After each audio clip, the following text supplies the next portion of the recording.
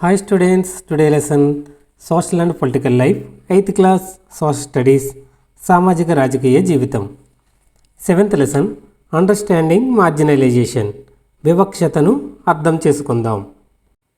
సమాజంలో లేదా సమూహంలో కొన్ని వర్గాల ప్రజలను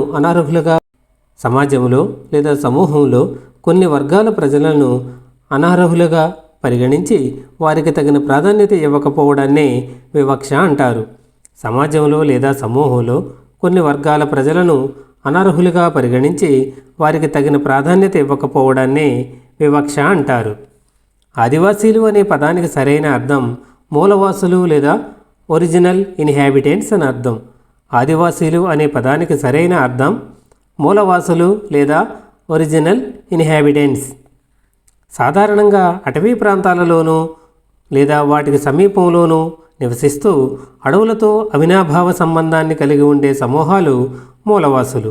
సాధారణంగా అటవీ ప్రాంతాలలోనూ వాటికి సమీపంలోనూ నివసిస్తూ అడవులతో అవినాభావ సంబంధాన్ని కలిగి ఉండే సమూహాలు మూలవాసులు. భారతదేశ జనాభాలో ఆదివాసీల శాతం 8%. భారతదేశ జనాభాలో ఆదివాసీల శాతం 8%. భారతదేశంలోని ప్రముఖ ఖనిజ పారిశ్రామిక కేంద్రాలన్నీ ఆదివాసీ ప్రాంతాలలోనే ఉన్నాయి. భారతదేశంలోని ప్రముఖ ఖనిజ పారిశ్రామిక కేంద్రాలన్నీ ఆదివాసీ ప్రాంతాలలోనే ఉన్నాయి. ఉదాహరణ జంషెడ్పూర్, రూర్కేలా, బొకారో, భిలాయ్. జంషెడ్పూర్, రూర్కేలా, బొకారో, భిలాయ్. ఆదివాసీలందరూ ఒకే సారూప్యత జాతికి చెందినవారు కాదు. ఆదివాసీలందరూ ఒకే సారూప్యత జాతికి చెందినవారు కాదు. Adivasis are not a homogeneous population. Adivasis are not a homogeneous population. భారతదేశంలో సుమారు 500 విభిన్న ఆదివాసీ జాతులు ఉన్నాయి. భారతదేశంలో సుమారు 500 విభిన్న ఆదివాసీ జాతులు ఉన్నాయి. ఒక్క ఒడిశా రాష్ట్రమే దాదాపు 60 విభిన్న జాతుల ఆదివాసీ సమూహాలకు ఆవాసంగా ఉంది. ఒక్క ఒడిశా రాష్ట్రమే దాదాపు 60 విభిన్న జాతుల ఆదివాసీ సమూహాలకు ఆవాసంగా ఉంది. ఆదివాసీ సమాజాలు చాలా విలక్షణమైనవి. ఆదివాసీ సమాజాలు చాలా విలక్షణమైనవి ఎందుకంటే వీరిలో వర్గభేదాలు చాలా తక్కువగా ఉంటాయి. Very little hierarchy. అందుకే ఆదివాసీలు జాతులు, వర్ణాలతో కూడిన సమూహాలకు రాజుల పాలనలో గల సమూహాలకు భిన్నంగా ఉంటాయి. అందుకే ఆదివాసీలు జాతులు, వర్ణాలతో కూడిన సమూహాలకు రాజుల పాలనలో గల సమూహాలకు భిన్నంగా ఉంటాయి. ఆదివాసీలు అనేక రకాల గిరిజన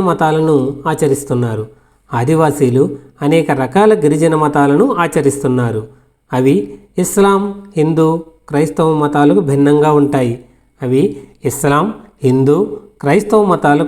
భిన్నంగా ఉంటాయి.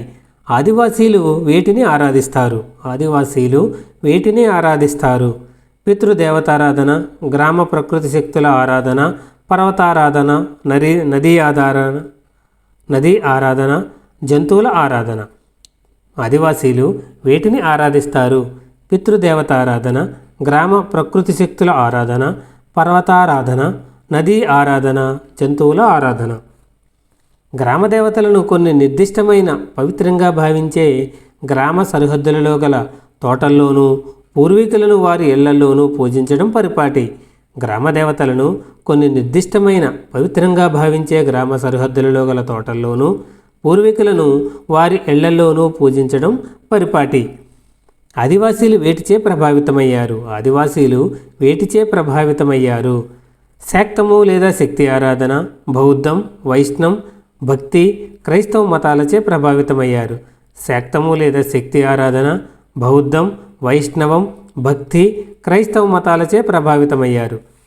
ఆదివాసీల మతాలు వారి చుట్టూ ఉన్న సామ్రాజ్యాలలోని ప్రధాన మతాలను ప్రభావితం చేశాయి.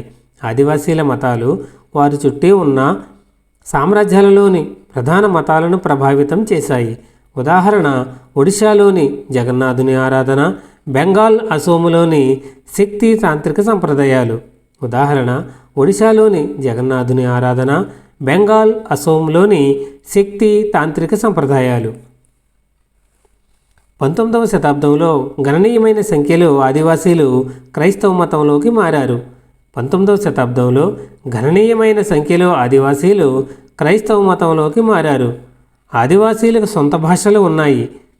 బెంగాలీ వంటి ప్రధాన స్రవంతిలో గల భారతీయ భాషలపై చాలా ప్రభావం చూపాయి.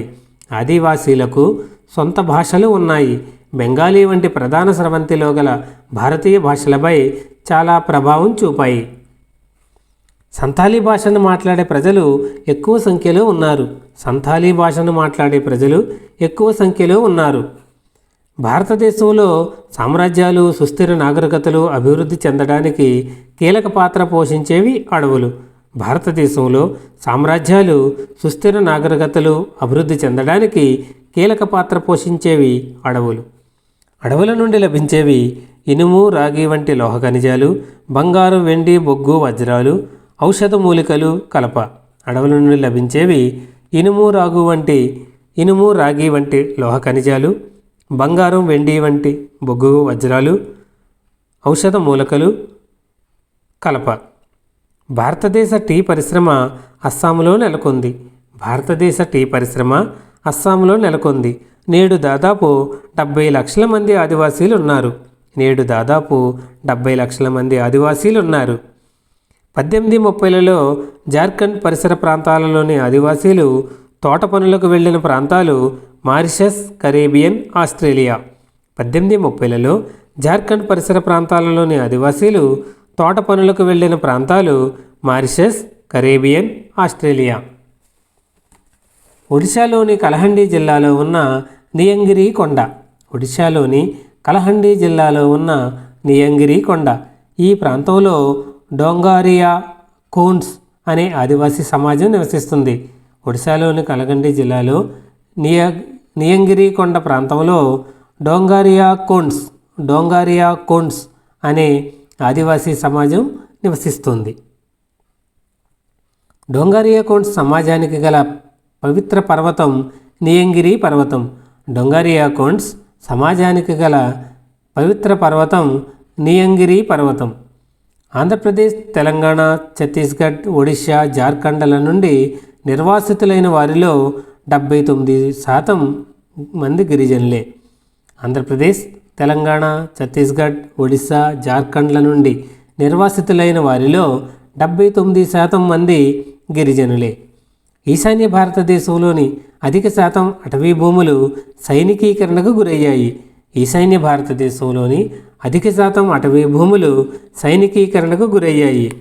భారతదేశంలో 40,564 చదరపు కిలోమీటర్ల విస్తీర్ణంలో 104 జాతీయ పార్కులు, 119,776 చదరపు కిలోమీటర్ల విస్తీర్ణంలో 543 వన్యప్రాణి అభయారణ్యాలు ఉన్నాయి.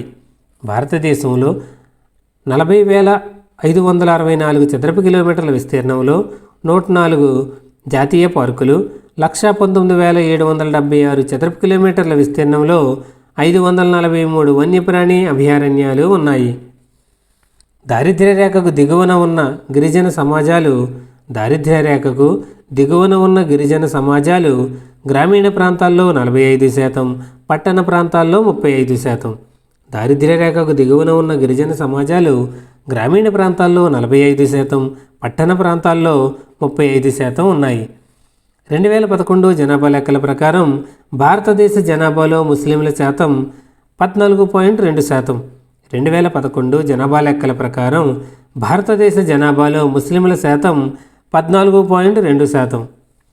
భారతదేశంలోని ముస్లిం సమాజం యొక్క సామాజిక, ఆర్థిక, విద్యా స్థితిగతులను పరిశీలించడానికి 2005లో ప్రభుత్వం నియమించిన committee justice Rajender Sachar committee. భారతదేశంలోని ముస్లిం సమాజం యొక్క సామాజిక, ఆర్థిక, విద్యా స్థితిగతులను పరిశీలించడానికి 2005లో ప్రభుత్వం నియమించిన committee justice Rajender Sachar committee. Justice Rajender Sachar committee. సోపానక్రమం లేదా క్రమానుగత శ్రేణి లేదా హైరార్కీ అనగా సోపానక్రమం దిగువన ఉన్న వ్యక్తులు తక్కువ శక్తి ఉన్నవారు. కుల వ్యవస్థ ఒక సోపాన వ్యవస్థ. సోపానక్రమం, క్రమానుగత శ్రేణి, హైరార్కీ అంటే సోపానక్రమం దిగువన ఉన్న వ్యక్తులు తక్కువ శక్తి ఉన్నవారు. కుల వ్యవస్థ ఒక సోపాన వ్యవస్థ. వెలివేత లేదా గెట్టోజేయం, వెలివేత లేదా గెట్టోయిజేషన్. వెలివాడ అనేది ఒక ప్రాంతం, ప్రత్యేక సమూహానికి చెందిన ప్రాంతం. వెలివాడ అనేది ఒక ప్రాంతం, ప్రత్యేక సమూహానికి చెందిన ప్రాంతం. ప్రధాన స్రవంతి, సమాజంలోని ప్రముఖులుగా పరిగణించబడే వ్యక్తుల సంఘం. ప్రధాన స్రవంతి అంటే సమాజంలోని ప్రముఖులుగా పరిగణించబడే వ్యక్తుల సంఘం. స్థానభ్రంశం, ఆనకట్టలు, మైనింగ్ మొదలైన అతిపెద్ద అభివృద్ధి ప్రాజెక్టుల కోసం తమ ఇళ్ల నుండి బలవంతంగా తరలించబడిన వ్యక్తులను సూచిస్తుంది. స్థానభ్రంశం అంటే ఆనకట్టలు, మైనింగ్ మొదలైన పెద్ద అభివృద్ధి ప్రాజెక్టుల కోసం తమ ఇళ్ల నుండి బలవంతంగా తరలించబడిన వ్యక్తులను సూచిస్తుంది. సైనికీకరణ, సాయుధ దళాల ఉనికి గణనీయంగా ఉన్న ప్రాంతం. సైనికీకరణ, సాయుధ దళాల ఉనికి గణనీయంగా ఉన్న ప్రాంతం. పోషకాహార లోపం, తగినంత పోషకాహారం లేదా ఆహారం పొందని వ్యక్తి. పోషకాహార లోపం అంటే తగినంత పోషకాహారం లేదా ఆహారం పొందని వ్యక్తి. లైక్ చేయండి, షేర్ చేయండి, సబ్స్క్రైబ్ చేయండి, పక్కన ఉన్న బెల్ ఐకాన్ ప్రెస్ చేయండి.